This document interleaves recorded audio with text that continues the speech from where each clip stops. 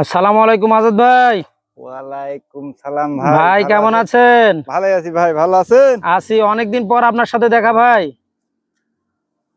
এই যে বরসটা নতুন করে গেছিলেন, আবার আসে নতুন করে আবার এই বরসটা বানছেন না ভাই? হ্যাঁ ভাই, কতদিন পর বানছেন এই বরজ? এই 4 মাস 4.5 মাস পরে 4 আবার মাস, সাড়ে আসছি। 4 মাস পরে না? হ্যাঁ, এই নতুন বরজে তো পানও অনেক হয়েছে ভাই, পান গাছও তো অনেক ভালো হয়েছে। ভালো হলাম না ভাই, কেন ভালো হয় লাভ নাই কেন? দাম নাই ভাই। গৃহস্থ এই দিনে তো দেরিবার বানাচ্ছি, বত্তইবার আরো আগে বান্ধা লাগলেন ভাই। ও, দাম না থাকার কারণে আপনারা বানতে চাচ্ছিলেন না? গৃহস্থ ভিড়িচ্ছে না। ও, যে পানের দাম নাই। বাড়ির দাম দিবি কই থেকে? পেঁয়াজ বেচে না ধান বেচে? না থাকলে কই থেকে দিবি? ও, তাও তো একটা কথা।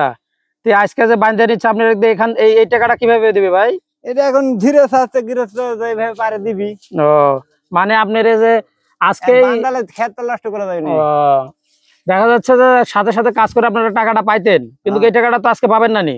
সেটা আল্লাহ দেওয়া হবে নি। হ্যাঁ, তাতে কোনো সমস্যা নাই। খেতটা তো বাঁচান লাগবে না মায়, পুড়ে যাচ্ছে।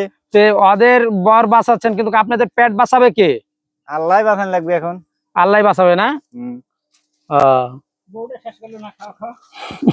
তো ভাই এই যে ঠিক আছে, এই যে মামা একটা কথা বললো যে আপনারা এই কাজ করতেছেন, ঠিক আছে, এই নতুন বরসটা বানতেছেন, তো বাসায় যদি আপনারা যদি বাজার করে না নিয়ে যেতে পারেন, তাহলে তো ভাবি বাইরে তাড়াবে আপনাদের।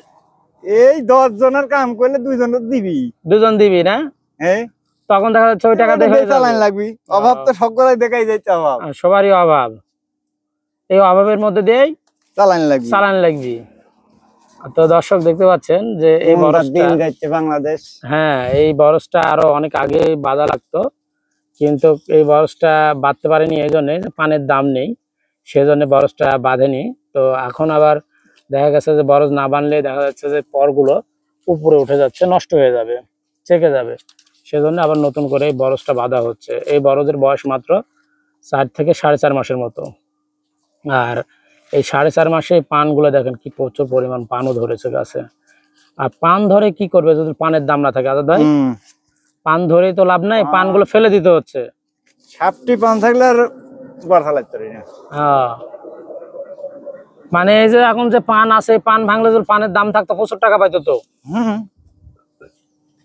1 পয়সা টাকা এখন 5 পয়সা হচ্ছে না। 5 পয়সাও হচ্ছে না। 5 পয়সা কিভাবে হবে ভাই? 1 টাকা বিড়া যদি পান হয়, 32 টাকা বিড়া যদি পোয়া হয়, তাহলে আপনার কিভাবে হবে বলেন? এই পাতায় গত বছরে বেচছে 1200 800 আর এগুলা ঢাল ডাইলে আছে 200, এখন 200। কি অবস্থা দেখেন দর্শক, আপনারা যে আমাদেরকে গালি দেন যে আমরা ভুয়া খবর দিই, তো আমরা ভুয়া খবর দিই না, আমরা সবসময় সঠিক খবরটাই আপনাদের মাঝে তুলে ধরার চেষ্টা করি। পানের দাম না থাকলে তাহলে কিভাবে আপনার কৃষক বেঁচে থাকবে বলেন? আপনাদের কাছে প্রশ্ন আমাদের।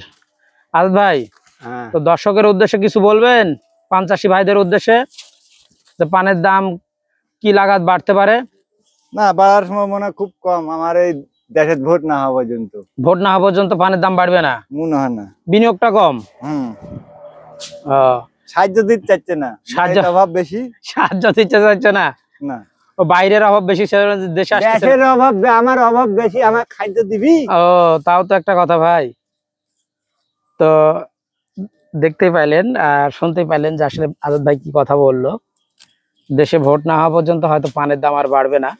তো দেখা যাক সরকার আমাদের কবে গঠন হোক, আর সরকার কবেই আসলে চাষি ভাইদের উপরে একটু নজর দেয়, এই প্রত্যাশায় আছি আমরা।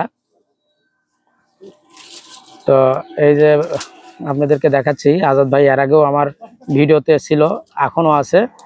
তো আজাদ ভাই খুব সুন্দর করে এই যে পানগুলো বাচ্ছে। আর এই যে এখানে দেখেন এই পানটা জোটা, এটা কি ভাঙে দিতে হবে নাকি ভাই? না, ও, কাটা দেবে। ও, তো ভালো থাকবেন সবাই, আজ এই পর্যন্তই।